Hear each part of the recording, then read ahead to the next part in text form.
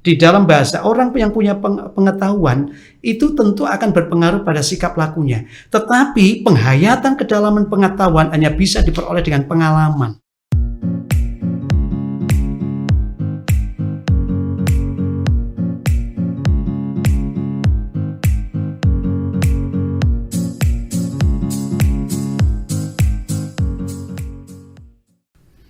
Assalamualaikum warahmatullahi wabarakatuh.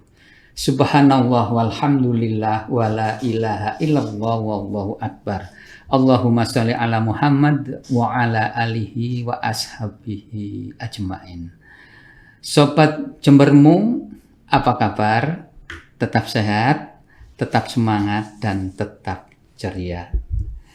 Kata orang, muda itu menanam dan nanti di masa tua akan memanen. Maka keberhasilan itu sebetulnya di usia muda dan sekali lagi di usia tua akan panen apa yang kita perbuat. Sobat Jembermu, masih kita lanjutkan tentang pengkaderan di perserikatan kita Muhammadiyah. Masih tetap bersama Bapak Ketua BDM Ustadz Kusno. Assalamualaikum warahmatullahi wabarakatuh. Waalaikumsalam warahmatullahi wabarakatuh. Tetap sehat, tetap semangat Ustadz ya. Alhamdulillah, sehat, semangat. Alhamdulillah. Kita lanjutkan ini bagian yang kedua ya. Kita tetap bicara tentang pengkaderan. Ini bagaimana Muhammadiyah itu bisa 100 tahun lebih dan itu tetap eksis, tetap maju. Padahal tidak sedikit organisasi lain itu yang belum sampai 2 abad sudah bahasa COVID-nya sudah terkapar. Maka sebetulnya bagaimanakah model pengkaderan yang ada di Perserikatan Muhammadiyah, Ustadz? Iya, jadi kalau spiritnya tentu hanya 2 aja yang pokok. Yang pertama adalah keikhlasan di dalam melayani, karena kita berorganisasi itu melayani.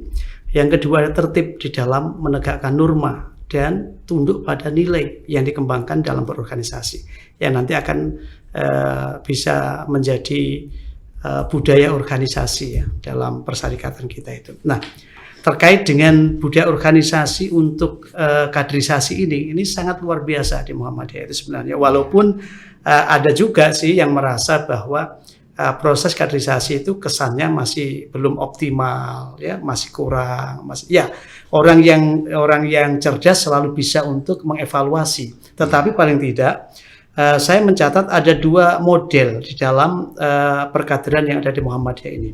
Yang pertama saya menyebutnya sebagai model perkaderan struktural. Ya, struktural itu tentu melalui jejaring daripada perserikatan, mulai dari pusat, kemudian wilayah, kemudian daerah, kemudian urtum, ya, lalu pada amal usaha atau lembaga yang ada itu. Semua bergerak memberikan apa? Memberikan proses pewarisan nilai kepada generasi muda itu melalui ragam kegiatan formal. Ya, ragam kegiatan formal.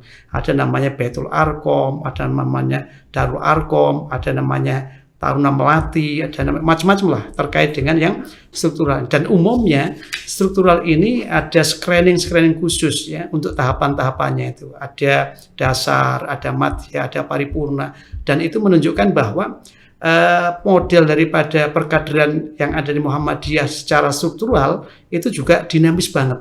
Ya, dinamis banget, sehingga ketika mereka itu menjadi output, menjadi alumni dari perkaderan, umumnya nilai ideologisnya sudah mulai mapan. Kemudian praktek-praktek keagamaannya juga sudah mulai sempurna. Nah, kemudian tinggal bagaimana mengimplementasi. Lah ini kemudian ada model yang kedua, namanya perkaderan kultural ya, atau non formal dan informal. Nah, perkaderan yang sifatnya kultural ini pada hakikatnya pelibatan dari seluruh anak-anak muda kita dalam setiap event kegiatan perserikatan sesuai dengan level masing-masing. Dan kalau itu dilakukan dengan baik, ini namanya pewarisan nilai yang integrit. Bahkan terakhir itu ada keinginan kita bersama menjadikan Baiti Jannati, salah satu aspeknya adalah perkaderan berbasis rumah. Jadi bagaimana rumah itu pun kemudian menjadi wahana untuk lahirnya kader-kader militan yang siap untuk mengabdi melalui Persyarikatan Muhammadiyah.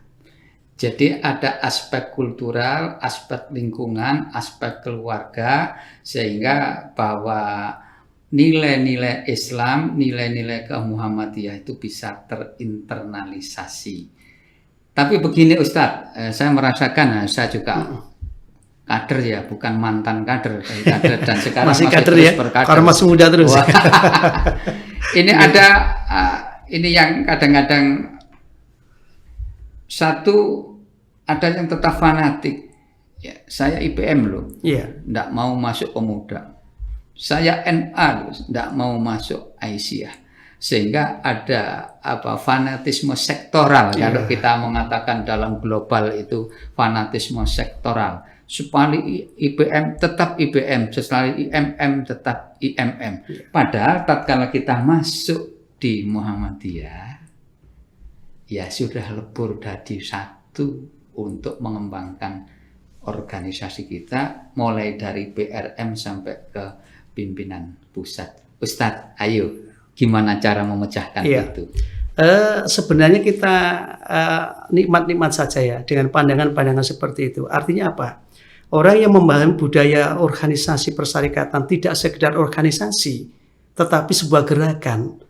Walaupun dia misalkan punya komitmen tinggi kepada urtum yang pernah membesarkan dia, katakan dia di IPM, pokoknya saya akan bergerak di IPM, sampai tua saya IPM, tidak apa-apa, silahkan. Tidak harus pindah kepada organisasi atau jenjang yang lebih tinggi. Mulai saya lahir sampai saya mati, pokoknya saya diranting. Silakan. Tidak harus kemudian ke cabang atau ke daerah. Tidak harus. Kenapa?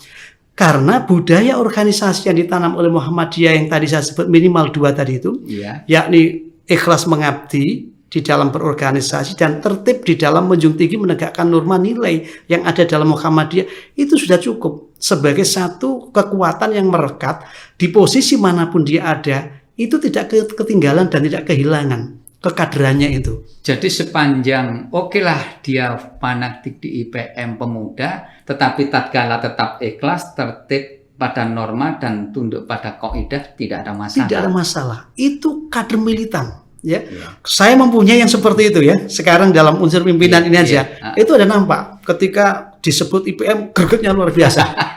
Pokoknya saya dulu dari IPM, pokoknya IPM harus sampai ada namanya IPM Reborn. Bagaimana untuk membangkitkan nostalgia era 80-an yang alumni IPM itu tidak keliru, tidak salah. Kenapa? Karena esensi dalam proses perkaderan itu adalah bagaimana nilai-nilai bermuhammadiyah terwariskan dengan tepat.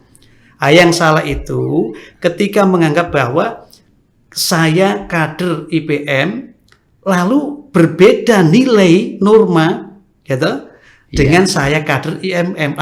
Itu berarti proses perkaderannya perlu diluruskan ya.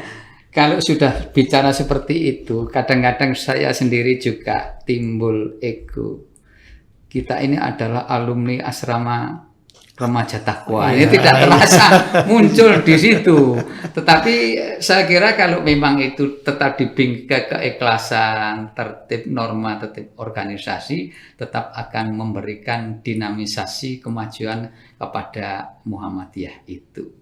Ustadz, saya itu juga merasakan bahwa saya itu pengkaderan kultural. Saya sering menceritakan kepada anak-anak muda, saya ini di kader di Muhammadiyah itu, kasar ngomong saya, pengkaderan kuli. Jadi kalau bapak-bapak punya gawe, ikut. Ibu-ibu Aisyah punya gawe, ikut. Ya sudah, pokoknya dapat nasi bungkus sudah, alhamdulillah.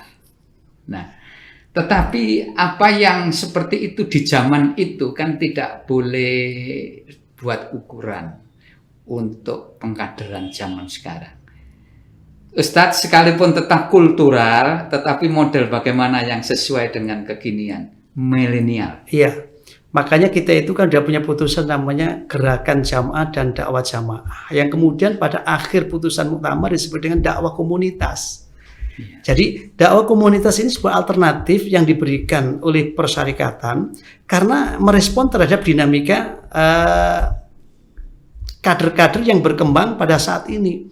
Sehingga tidak boleh ada arogansi, egoisme gitu. Kenapa? Ketika dia mengatakan aku yang paling Muhammadiyah, berarti menegasi terhadap yang lain sebagai yang Muhammadiyah. Nah itu kita tidak ingin untuk terjadi dalam kehidupan bermuhammadiyah. Kenapa? Di dalam bermuhammadiyah itu semua diberi peluang yang besar untuk bisa mengoptimalkan potensi dirinya dan kemudian mengaktualisasi dalam peran-peran organisasinya. Nah makanya tadi misalkan Pak Heri merasa bahwa lahir dari kader kultural, kemudian saya juga lahir dari kader kultural. Justru ketika kita melihat apakah yang dulu itu tidak lebih lemah dari kalau sekarang dikelola lebih baik lagi. Sebenarnya kalau kita mengikuti tren yang berkembang, kemudian kita mengikuti putusan-putusan dari organisasi kita, lebih dari cukup dan memadai untuk menampung semua itu. Artinya, ketika kita merasa kultural dan pelibatan terhadap aktivitas, itu memang jauh lebih mengena. Di dalam bahasa, orang yang punya pengetahuan, itu tentu akan berpengaruh pada sikap lakunya. Tetapi, penghayatan kedalaman pengetahuan hanya bisa diperoleh dengan pengalaman. Makanya kemudian ada istilah bahwa pengalaman itu guru terbaik untuk melakukan perubahan dalam kehidupan seorang. Nah, maka itu ketika pengalaman itu apakah alami, natural, atau by design, di dalam pelibatan itu ada yang menyuruh, kemudian diperankan, ini kamu sekarang jadi panitia ini, besok di posisi anggota, sekarang di posisi sekretaris, terusnya. Atau kita terlalu formal, kadang-kadang sekarang dilatih dalam bentuk pelibatan, yang penting ikut. Kemudian nanti dikembangkan ada peran anggota, kemudian berikutnya peran jadi sekretaris, peran jadi ketua, peran jadi bendahara. Begitu sudah sampai pada yang harian, sekretaris, bendahara, kemudian ketua, turun lagi menjadi anggota. Ini hal yang biasa dalam proses perkaderan, sehingga itu bisa meluruhkan egois sektoral tadi itu, Pak. Betul, Bapak Din Samsudin dulu itu pucuk pimpinan pusat Muhammadiyah. Sekarang insya Allah tetap jadi ketua ranting, dan itu tidak masalah. Itulah indahnya di dalam Muhammadiyah. Mungkin tidak ditemui di dalam organisasi lain. Ustadz, saya tertarik dengan kata-kata penghayatan. Ya, penghayatan itu kira-kira adalah proses mengamati, merasakan, menganalisa, mendengar, melihat, kemudian ada proses sosialisasi, internalisasi apa yang ada di dalam Muhammadiyah itu yang menurut saya sebuah proses pengkaderan yang tidak bisa diganggu gugat karena masuk kepada diri kita ini secara penghayatan. Filosofinya bagaimana, Ustaz? Iya. Jadi kalau kita itu tadi saya katakan bahwa pendekatan atau model perkaderan yang kultural ini itu lebih cenderung pada pelibatan pada peran-peran. Karena optimalisasi dari peran itu sangat penting. Karena setiap manusia itu punya kebutuhan puncak namanya aktualisasi diri. Nah, ketika orang itu sudah tersentuh ya, bahwa dia merasa bagian daripada sebuah gerakan, sentuhan ini yang kemudian menjadi kekuatan dia. Lalu kekuatan itu menjelma menjadi aksi-aksi, menjadi amal-amal. Karena itu ada kan pepatah mengatakan pengetahuan kadangkala tidak seirama dengan perbuatan orang. Bahkan pengetahuan yang dipegang oleh orang yang salah itu jadi malapetaka bagi kehidupan ini. Ya, tetapi pengetahuan di tangan orang yang tepat akan menjadi sumber kesejahteraan bagi kehidupan ini. Nah, maksud daripada filosofi itu maka ketika orang itu hanya diberi pengetahuan, doktrinasi nilai, itu kemudian berhenti sampai di situ, maka akar-akar nilai tidak tertanam mendalam di hatinya.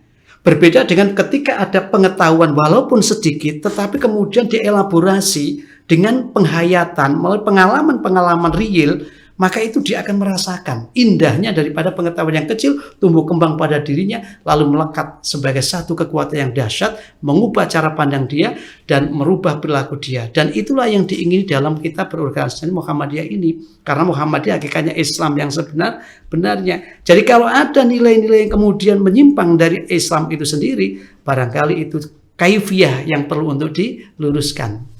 Alhamdulillah, indah sekali ya. Jadi gabungan antara pendekatan struktural dan kultural.